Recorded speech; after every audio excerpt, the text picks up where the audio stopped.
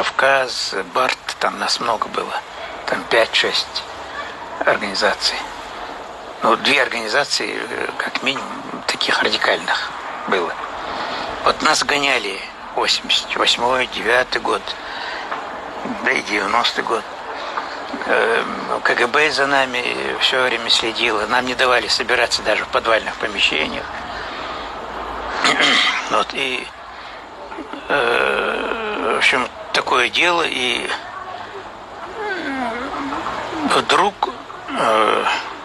89-й год, да, 89-й год, мне Яндербиев сообщает, что, Муса, ты знаешь, 2-й съезд ингушского народа. Я вообще был потрясен. Я к тому времени вообще,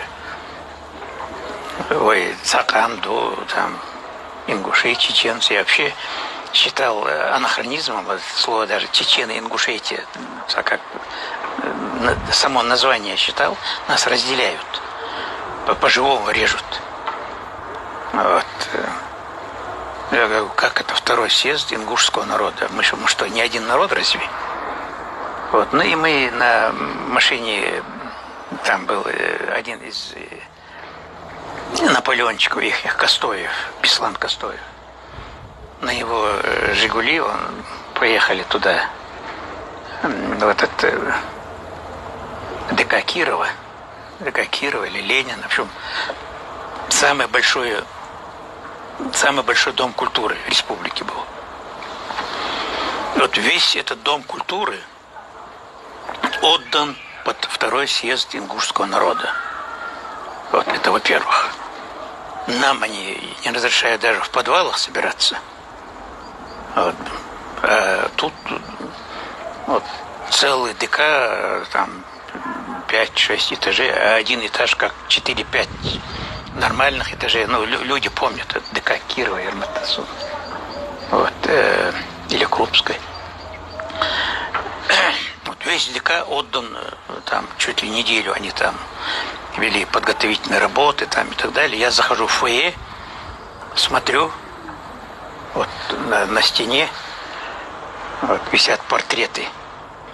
Генерал Ермолов, генерал Зац, который любил баловаться, там отрубал голову черкесам, чеченцам, там, дагестанцам. Из этих голов это самое, делал пирамиды. Вот, генерал Зац, вот, Евдокимов. Ну, короче, все генералы-убийцы от кавказских народов. Меня это вообще взбесило. Там рядом с нами без руки он был, или без обеих даже рук, ингуш. Так вроде хороший парень.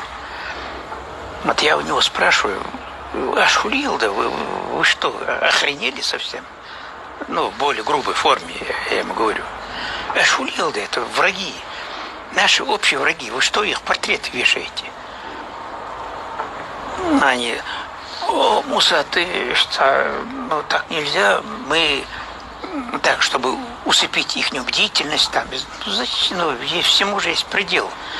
Усыпить бдительность можно было бы повесить там генерала, там, ну хотя бы Жукова, Конева, там, ну, допустим, из русских генералов, ну хотя бы там Боретинского, например, одного можно было повесить. А специально вот самых кровавых, ну, которые были в истории Кавказа. Вот, царь портрет еще Галилин, да. Вот, ну, я сразу понял, что это заказуха кремлевская. Вот, и это к чему-то ведет к кровавому. Я тогда не знал, к чему это ведет, но я точно знал, что это к крови ведет, и вел очень большую работу. Вот, жители Ингушетии, Чечни помнят. Вот я по телевидению выступал, там чуть ли не каждый день по этому поводу. Подключал туда там этого полковника в отставке. Ибрагим Бейли был хороший человек. Вот, Далгештейцун. Вот мы с Ибрагимом Бейли вели частые беседы по телевидению, призывали ингушей к к единству с чеченцами, там не разделяться. А потом уже, когда Беслан Кастуев там стал откровенно провоцировать ингушскую молодежь на кровавые разборки в 92 году, это наш последний мирный митинг. Вот, кликушествовал Беслан. Мы еле сдерживаем ингушскую молодежь. Это наш последний мирный митинг. Мы предупреждаем Кремль. Боже. В общем, пытался я изо всех сил предотвратить, но кроме всеобщей ненависти очень большой части ингушей, которые до сих пор злопыхают, хотя я им говорил, свидетели есть. Аллах свидетели, тысячи ингушей и чеченцев свидетелей, как я по телевидению предупреждал их: никогда вагалга вежери, никогда Москва не сделает ставку на ингушей, отодвинув в сторону осетин. Вы дико заблуждаетесь. Вы живете хорошо, вольготно во всей Осетии. Город Орджоникидзе, он фактически ваш, он не осетинский уже. Не правый, левый берег, а оба берега уже ваши. Вы там и сям, везде вы живете нормально, вот в дворцах. Вот, живете роскошно. Вот, молил им. Сейчас надо мирно все решать. У нас есть возможность мирно решать все наши вопросы. А территориальные вопросы я вообще всю жизнь презираю. Это страшная уловка поработителей во все времена. Вот, внутри себя чертить границы между этими варварами, чтобы они друг друга там, это аварская земля, это чеченская, это кумыкская, это осетинская.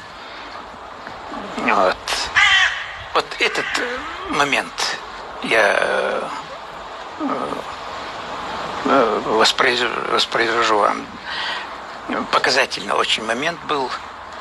Ну и все последующие события, как они вели себя, вот как они бросили эту ингушскую молодежь в кровь и тут же сами сбежали. Все абсолютно. Все Инароев, Богатырев, Чехкиев, там, вот все. Национальный совет Ингушетии или Ингушский национальный совет, или Совет Ирахцер. Вот весь в полном составе они оказались в Москве почему-то. Они не возглавляли там схватку с осетинскими частями там, и так далее. Да. Все оказались в Москве. Поэтому, когда кто-то, особенно сейчас, вот в наше время, во время пандемии вообще это безмозгло вражина может только вот сейчас чему-то призывать. Там земли, это вообще суки.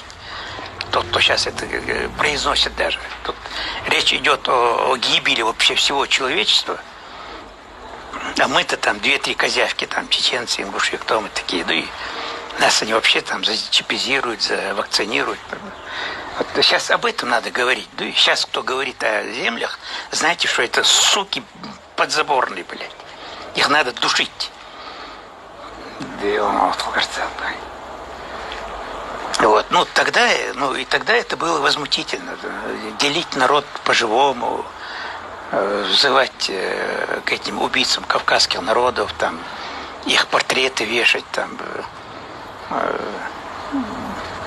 будоражить нормальное текущее русло жизненное, да, в Осетии, в Ингушетии. Там все очень было прекрасно. Вот, ингуши должны помнить это. Царь признать Садабадыгач почему-то. Духа Болчар. Вот такие дела. А сейчас вообще об этом нельзя говорить, ребят.